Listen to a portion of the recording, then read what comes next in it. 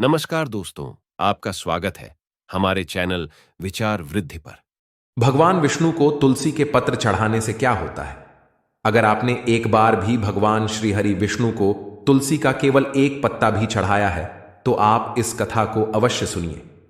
दोस्तों, एक बार भगवान विष्णु के पुण्यशील और सुशील नाम के दो पार्षद भगवान विष्णु से पूछने लगते हैं, हे प्रभु, हम आपके कई भक्तों को पृथ्वीलोक से दिव्य विमानों में बिठाकर वैकुंठ लेकर आए हैं। आपके अनन्य भक्तजन हैं जो नित्य आपकी पूजा आराधना करते हैं, समस्त प्रकार के भोग आपको लगाते हैं। इसी कारण से वे सभी वैकुंठ लोक को प्राप्त करते हैं।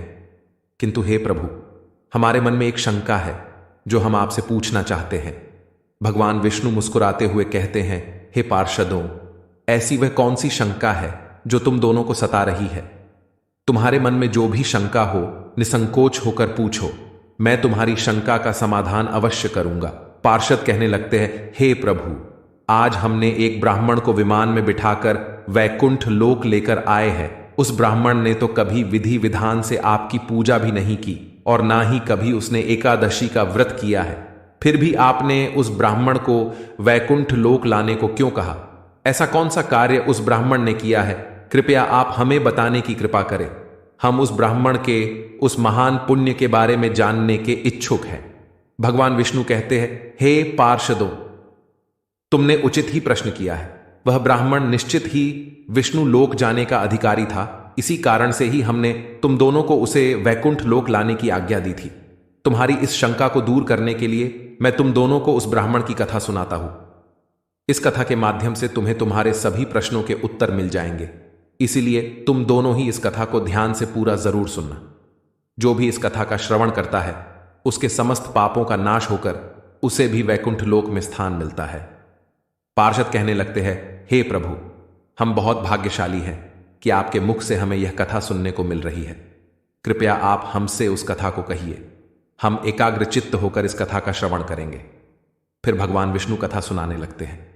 प्राचीन काल में कांचीपुरी में राजा चोल नाम के एक चक्रवर्ती सम्राट राज्य करते थे। उनके अधीन जितने भी देश थे, वे सभी चोल नाम से ही विख्यात हुए थे। महाराज चोल इस भूमंडल पर शासन करते थे। उनके राज्य में कोई भी मनुष्य दरिद्री, दुखी तथा रोगी नहीं रहता था। उनकी समस्त प्रजा अत्यंत संतुष्ट और सौभाग्यशाली थी। महाराज चोल ने कितने ही यज्ञ किए जिनकी कोई गणना नहीं हो सकती। उन्होंने ताम्रपर्णी नदी के किनारे अनेक आश्रम बनवाए, ऋषि मुनियों के लिए यज्ञ आदि धार्मिक कार्य करने के लिए स्थान उपलब्ध करवाया, अनेक पोखड़े खुदवाए। फिर एक दिन महाराज चोल अनंत शयन नाम के तीर्थ में गए। वहां पर भगवान विष्णु का अत्यंत सुंदर मंदिर था। उस मंदिर में भगवान विष्णु की एक अत्यंत सुंदर मूर्ति थी।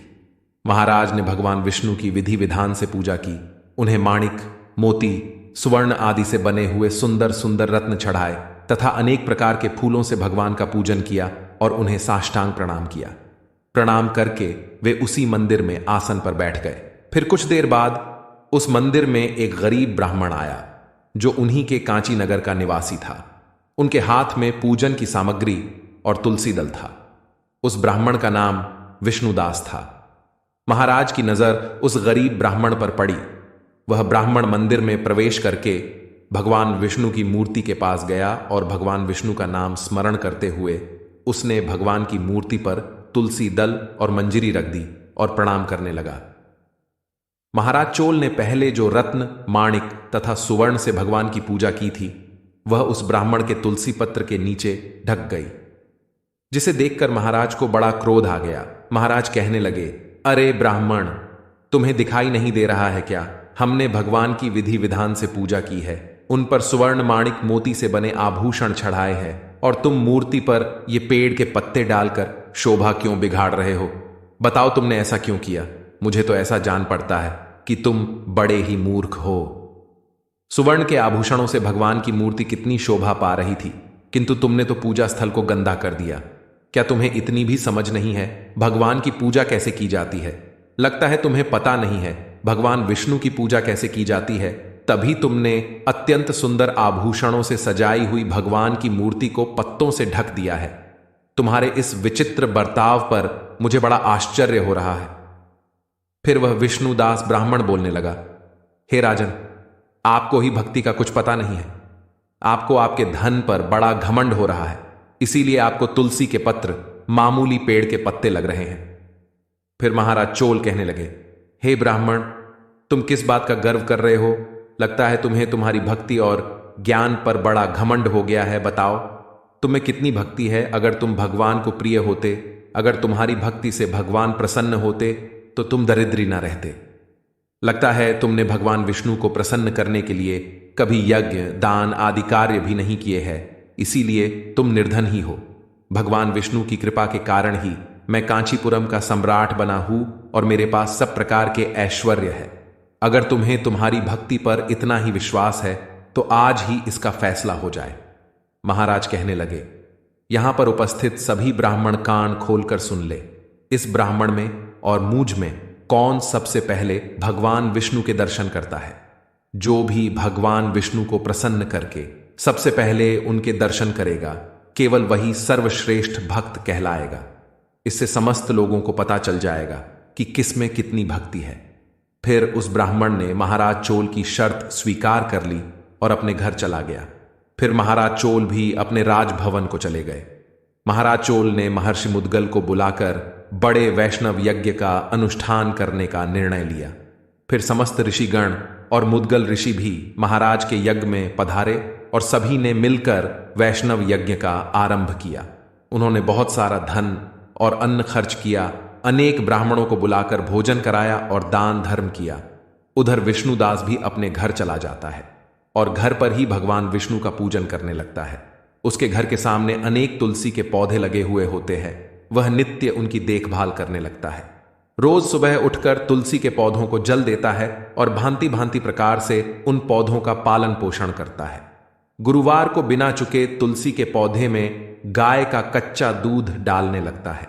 उठते बैठते चलते भोजन करते समय वह भगवान विष्णु का नाम स्मरण करने लगता है। वह द्वार पर आए हुए समस्त प्राणियों में भगवान विष्णु को ही देखकर उनकी सेवा करने लगा। इस प्रकार से महाराज चोल वैष्णव यज्ञ, दान धर्म आदि से भगवान विष्णु का पूजन करने लगे और विष्णुदास अपने घर पर ही तुलसी के पौधों को जल चढ़ाकर भगवान विष्णु का नाम स्मरण करते हुए उनकी भक्ति करने लगे। कुछ समय बीत जाने के बाद एक दिन विष्णुदास ने नित्य कर्म से निवृत्त हो जाने के बाद भोजन तैयार किया और तुलसी को जल चढ़ाने के लिए चला गया। फिर जब उसने घर के अंदर आकर देखा तो किसी ने उसके भोजन को चुरा लिया था। विष्णुदास ने देखा घर के अंदर से भोजन गायब है। फिर उन्होंने दोबारा भोजन नहीं बनाया, क्योंकि उन्हें सायंकाल की पूजा के लिए समय कम पड़ रहा था, जिससे उनका प्रतिदिन का नियम भंग हो जाएगा। इसीलिए वे भूखे ही रह गए। फिर दूसरे दिन उन्होंने भोजन तैयार किया और तुलसी पत्र डालकर घर के अंदर रखकर तुलसी को जल देने के लिए चले गए। फिर से किसी ने उनके भोजन को चुरा लिया। जब विष्णुदास घर के अंदर आए तो उन्होंने देखा कि आज फिर किसी ने उनका भोजन हड़प लिया है। इस प्रकार से 7 दिनों तक कोई आकर उनके भोजन को चुरा कर ले जा रहा था। इससे विष्णुदास को बड़ा विस्मय हुआ। वह विचार करने लगे, आहो, ये कौन है जो प्रतिदिन आकर मेरा भोजन चुरा कर ले जा रहा है? मैं क्षेत्र संन्यास लेकर इस वन में निवास कर रहा हूं। अब मैं इस स्थान का भी परित्याग नहीं कर सकता। अब इस प्रकार से मैं कैसे भोजन करूं? प्रतिदिन भूखा रहकर मैं कैसे जीवित रह पाऊंगा? अगर इस प्रकार से ही चलता रहा तो मेरी मृत्यु हो जाएगी। अच्छा, आज मैं खुद अपने द्वारा बनाए गए भोजन की रक्षा करूंगा। देखता हूं कौन आकर मेरा भोजन चुरा कर ले जा रहा है। इतना सोचकर वह ब्राह्मण भोजन बनाकर घर में रख देता है और पास ही एक जगह पर छिपकर खड़ा हो जाता है। इतने में ही एक दुबला पतला चांडाल उस स्थान पर आता है और ब्राह्मण के द्वारा बनाया हुआ भोजन चुराने लगता है। उसे देखकर ब्राह्मण विष्णुदास को उस पर बड़ी दया आ गई। उस चांडाल का शरीर अत्यंत दुर्बल था। उसके मुख पर दीनता छा रही थी। शरीर में हड्डी और चमड़ी के अलावा कुछ नहीं बचा था।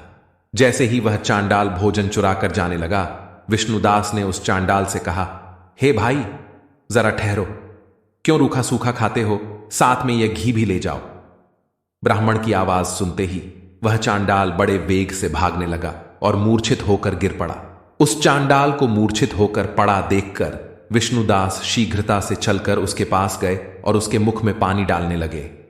तदनंतर जब वह चांडाल उठकर खड़ा हुआ तो ब्राह्मण ने उससे पूछा, हे भाई, तुम कौन हो? तुम अत्यंत भूखे दिखाई पड़ रहे हो। यदि तुम्हें भोजन चाहिए तो मुझसे कह देते, मैं तुम्हें सारा भोजन दे देता। ब्राह्मण की बात सुनकर वह चांडाल मुस्कुराने लगा और उसने अपना असली रूप धारण किया। वह चांडाल कोई और नहीं बल्कि साक्षात भगवान विष्णु ही थे। हाथ में शंख चक्र गदा धारण किए हुए, कटी में पीतांबर, मस्तक पर किरीट शोभा पा रहे थे। अपने प्रभु को साक्षात अपने सामने खड़ा हुआ देखकर विष्णुदास को बड़ा आश्चर्य हुआ और वे भगवान को बारंबार प्रणाम करने लगे। भगवान विष्णु उस ब्राह्मण से कहने लगे, हे विष्णुदास, मैं तुम्हारी भक्ति से अत्यंत प्रसन्न हूं। तुमने नित्य जो तुलसी की पूजा की है और अपने द्वार पर आए अतिथियों का पूजन किया है, इससे मैं संतुष्ट हो गया हूं। मैं तुम्हारी भक्ति से प्रसन्न होकर तुम्हें दर्शन देने के लिए ही आया हूं। अब तुम इस दिव्य विमान में बैठकर वैकुंठ चलकर मेरे साथ वहीं पर निवास करो। इतना कहकर भगवान विष्णु वहां से अंतर्ध्यान हो गए। फिर वह ब्राह्मण दिव्य विमान में बैठकर वैकुंठ लोक जाने लगा। उसी समय महाराज चोल ने जब देखा कि एक दिव्य विमान में बैठकर वह विष्णुदास ब्राह्मण वैकुंठ लोक जा रहा है, तो उन्हें बड़ा आश्चर्य हुआ। उन्होंने तुरंत ऋषि मुद्गल को बुलाया और उनसे कहने लगे, हे महर्षि, मैंने उस ब्राह्मण के साथ शर्त लगाई थी कि किसे पहले भगवान विष्णु दर्शन देंगे। मैंने यह महाविशाल वैष्णव यज्ञ किया तथा दान धर्म आदि का अनुष्ठान किया है, किंतु वह ब्राह्मण मुझसे पहले ही दिव्य विमान में बैठकर वैकुंठ लोक जा रहा है। मैंने ऐसा कौन सा कार्य नहीं किया है जिससे भगवान विष्णु मुझ पर प्रसन्न नहीं हुए हैं। मैंने विधि विधान से भगवान का पूजन किया है तथा समस्त ब्राह्मणों को दान दक्षिणा दी है, किंतु अभी तक भगवान विष्णु मुझ पर प्रसन्न नहीं हुए हैं। इसीलिए मुझे जान पड़ता है कि भगवान विष्णु केवल दान और यज्ञ से प्रसन्न नहीं होते। उस ब्राह्मण ने अवश्य ही मुझसे बढ़कर कोई विशेष कार्य किया है जिससे वह प्रभु के दर्शन का अधिकारी बन गया है। इतना कहकर महाराज अत्यंत दुखी हो गए और उन्होंने अपने प्राण त्यागने का निर्णय लिया। उन्होंने अपने सिंहासन का त्याग किया। उनकी कोई संतान नहीं थी।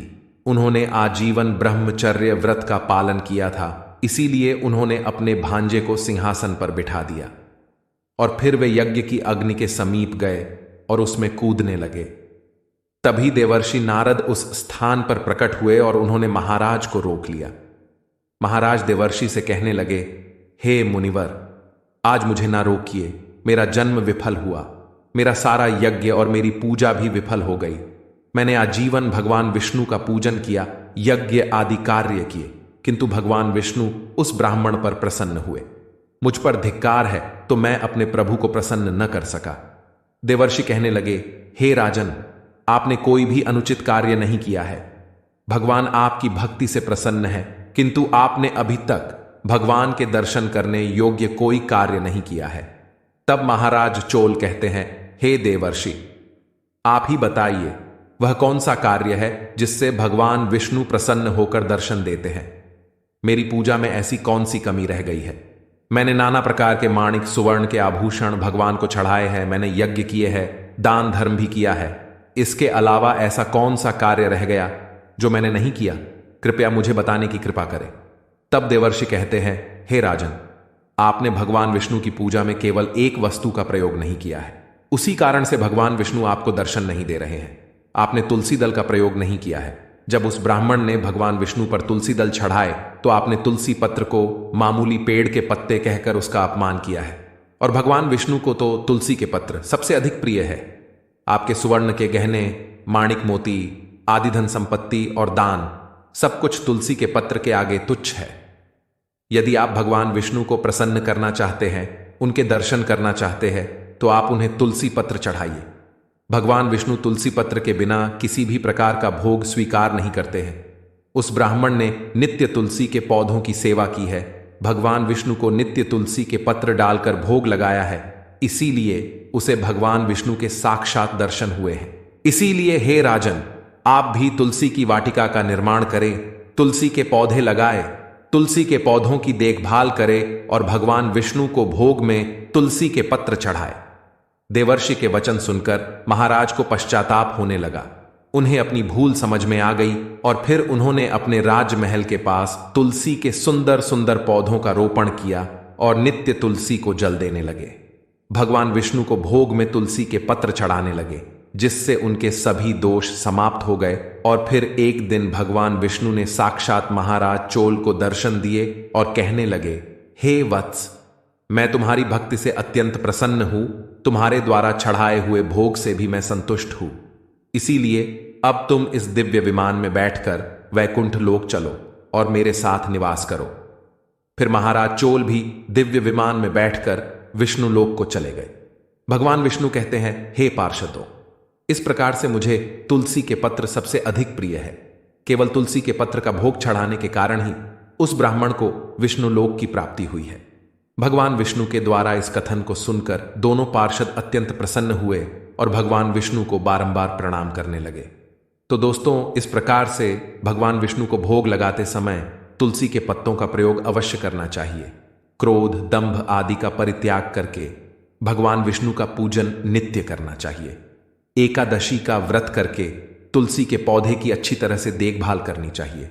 ब्राह्मणों को दान करना चाहिए, गायों की सेवा करनी चाहिए, मसूर, कांजी तथा बैंगन का सेवन करना छोड़ देना चाहिए। भगवान विष्णु की पूजा करने वालों को इन चीजों का सेवन नहीं करना चाहिए। ऐसा करने से ही मनुष्य को विष्णु लोक की प्राप्ति होती है। तो दोस्तों, आपको यह कथा कैसी लगी कमेंट करके जरूर बताएं। जानकारी अच्छी लगी तो वीडियो को लाइक जरूर करें। कमेंट में जय श्री हरि विष्णु अवश्य लिखें। साथ ही चैनल को सब्सक्राइब करें और इस वीडियो को अपने मित्र परिवार के साथ शेयर करें। आप सभी का धन्यवाद।